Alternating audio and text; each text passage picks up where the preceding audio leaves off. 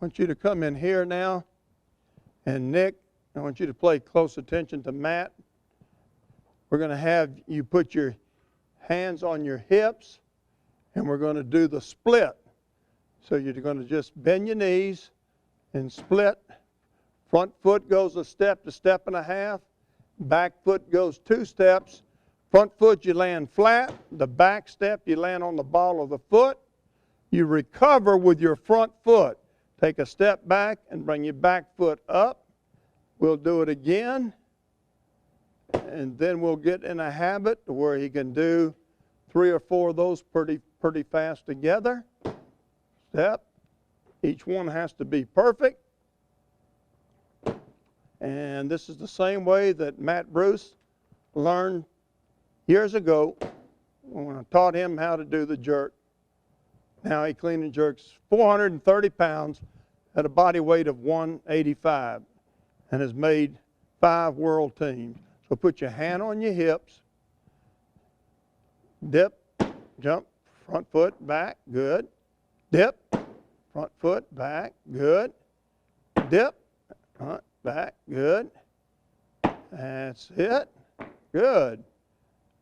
Now, after we get the athlete able to do that exercise, then we're ready to go to the barbell. Now, he can just power clean it or just pick it up and put it on his shoulders. So now he's going to hold the bar similar to what the front squat is, except his elbows are going to be out and down a little bit.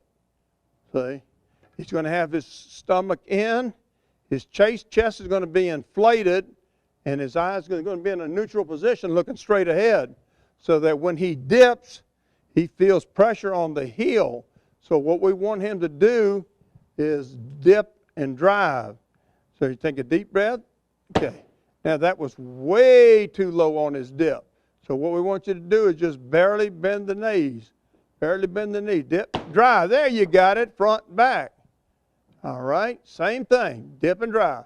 Pop. Now you're doing it much better. All right. Dip, drive. Very good. Put it on the ground.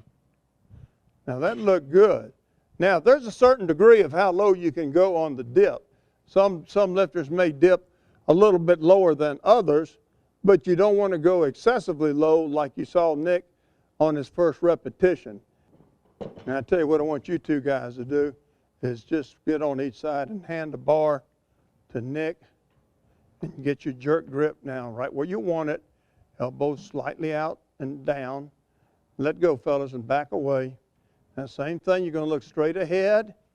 Get that dip, pop, front, back. Feel the heel when you dip now. Pop, good, and he's driving the bar right over the ears, and that's where we want it. We want everything to be on a bone-on-bone position. Want the barbell to be over the shoulder joint and the shoulder right over the hip joint. So he's looking straight ahead, inflated chest. I think you could do a little bit better if you inflate your chest, Nick. Get a bigger chest for me. There you go. Straight dip, pop, front, back, bring it down, inflate the chest, elbows out to the sides, push them out a little more. Dip and drive. Pop, good, down.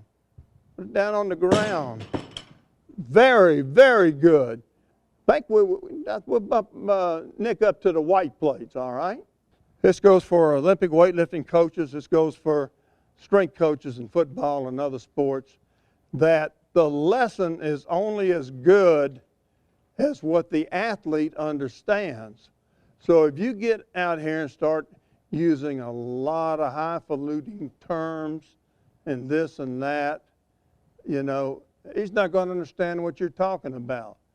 You know, if I've got 100 football players I'm working with, I say, all right, don't you guys walk up to it and line it up over the metatarsal bone?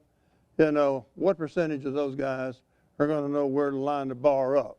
If you say go up there and line the bar up over the middle of the feet, then they're going to understand what that means, okay?